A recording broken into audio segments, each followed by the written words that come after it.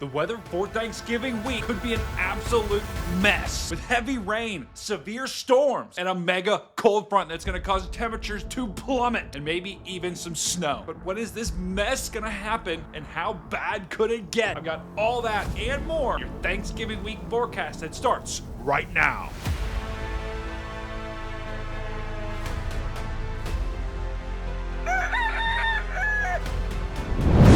What's up, guys? Meteorologist StormCat5 here. Let's take a look at the current visible satellite right now. One thing you'll notice, we've got this big low pressure system that's centered in the heart of the country. There's that cold front. We've got active ongoing storms in Texas, and that system right here, this low pressure system that we were just looking at, that's going to be the catalyst for all of this messy weather for Thanksgiving week. If we take a look at this system a little bit closer here, you can see here's this low pressure right here in Kansas, and then there's that cold front down there in Dallas with warm, moist air coming up from the Gulf that's giving all of that instability, counterclockwise flow around it. We've got cold air filtering in from the backside as well. And that storm system is going to continue marching off to the east today and tomorrow, and that could create some big time problems. And this Thanksgiving, we are having a record number of Americans traveling. Over 3 million people could be on the roads and on planes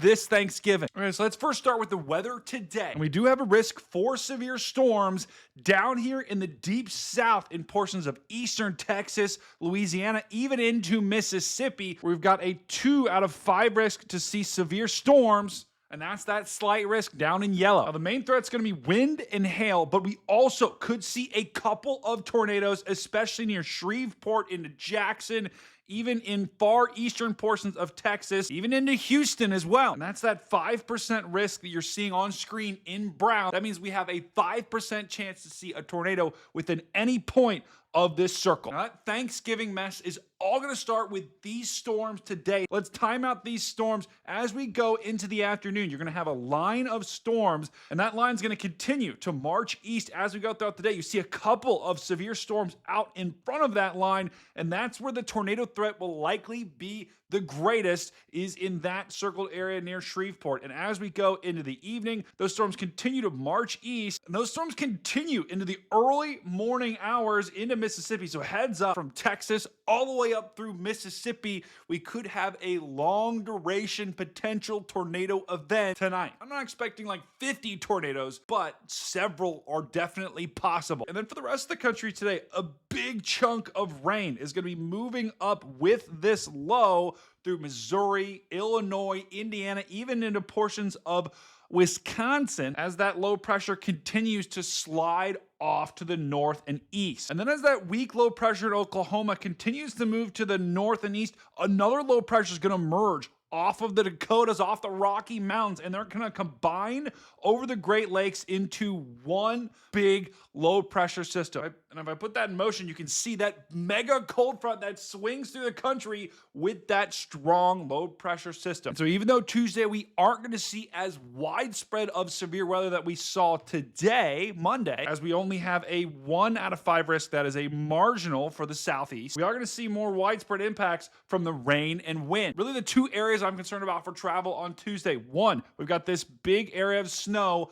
up in the Dakotas. And then number 2, this big massive rain from that weakening low that's moving into the Ohio Valley with storms for the southeast and heavy rain and potentially some wind. And as we go into Tuesday afternoon, look at all that rain continue to slide through the southeast where we've got those storms, and then the heavier rain is pushing through Ohio, Pennsylvania, New York, Michigan as well, and it's also starting to slide towards the northeast. And then take a look at this. Up in Minnesota and the Dakotas, huge mess incoming where snow and potentially some heavy snow could fall on the backside of this low as you get that cold air that wraps around back. And by the time it's all said and done, that low could drop several inches of snow right along the Canadian border, and that would go all the way into Minnesota and North Dakota. And I forgot to mention that storm system is going to drop several inches just to the east of Seattle in the Cascade Mountains as well. A huge boost to early season skiers out there. And if we go further off to the east, you see Montana gets in on the snow action, a couple of inches there, especially on the northern portions. And then going into the Dakotas and Minnesota, you can see several inches is likely to fall from this storm from Fargo all the way through Duluth, Minnesota. I know we got a viewer in the upper peninsula of Michigan. Also, big time snow could be possible in the far northwest corner. For the rest of us, though, it does look like the snow is going to avoid basically the entire rest of the U.S. South of this line is not likely to get much, if any, snow from these two systems. So if you're one of the 3 million Americans that's traveling on Thanksgiving, heads up, it's likely to be a major mess. But what about Wednesday? What's going to happen the day before Thanksgiving?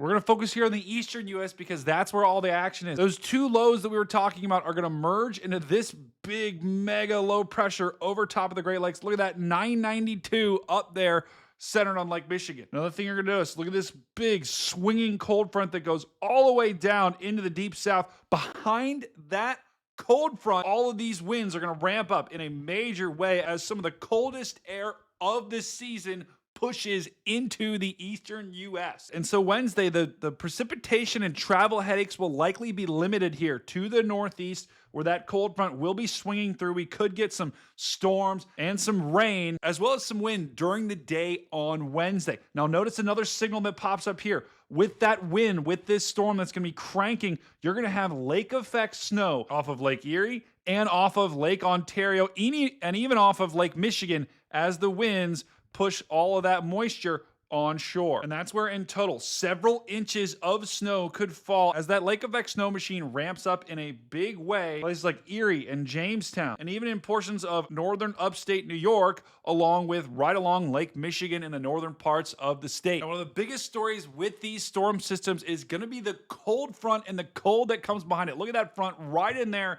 You can see it as it sweeps through the country. Some of the coldest air of the season is going to push into most of the country and may even reach down into portions of northern Florida. And on Thanksgiving Day, our high temperatures are likely going to be in the 20s up here and teens in the Dakotas, and then 30s down here in Detroit, through Ohio, up through the northeast, and then in the southeast, our high temperatures are only going to be in the 40s and 50s. And then even on Black Friday, that cold continues to work its way into the U.S. Look at this. High temperatures, 20s, 30s, 40s, and even 50s down here as far south as Florida. Oh, I'm getting cold just thinking about it. And that's all due to that lobe of the polar vortex right there that's swinging into the U.S. That's what we've been talking about the last several videos as the polar vortex continues to get more and more unstable. And as we go into December, that polar vortex should continue to dive into the U.S., bringing us major cold and potentially snow if the precipitation is there. Now, at least the silver lining for Wednesday, which is normally the busiest travel day, is much of the U.S. from the Pacific Northwest down through the Southwest,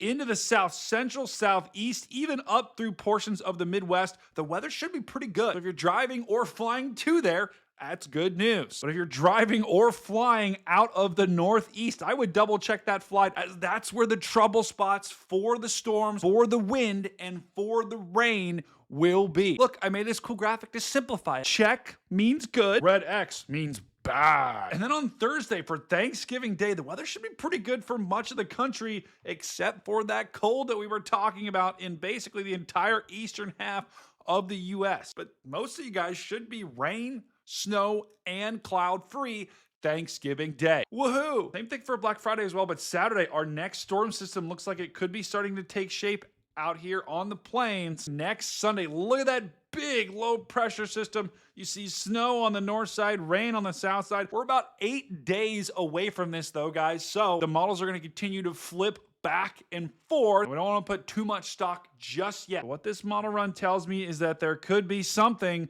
the first week of December, potentially a stronger system, potentially snow, potentially rain, maybe even some more severe weather. That's Thanksgiving week, guys. A mess to start the week today, tomorrow, and Wednesday for the Northeast, and then clearing out and getting way colder Thanksgiving Day into Black Friday. Although some of us are going to get snow with this system over Thanksgiving, most of us won't. When's our next chance for snow? That's what everyone wants to know. But it could come from this next system as we go into December. We're likely to see a couple of low pressures that continue to march through the country and push that snow line maybe a little bit further to the south. For us to get snow, we really need these temperatures to cool off in a major way. You can see the first week of December, we've got 50s and 60s and 70s as high temperatures, and that just isn't gonna cut it. But going later in December, you can see the cold start to really filter in from Canada. So the further south that goes, the better chance we have for big time snow. Now, if you do want to see what December could hold,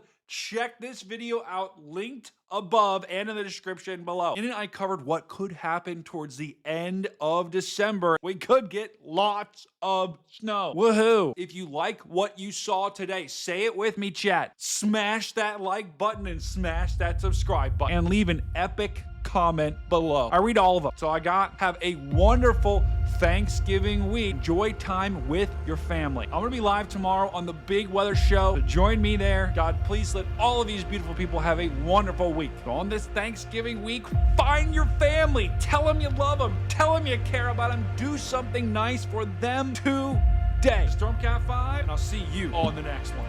Oh, not my pen again.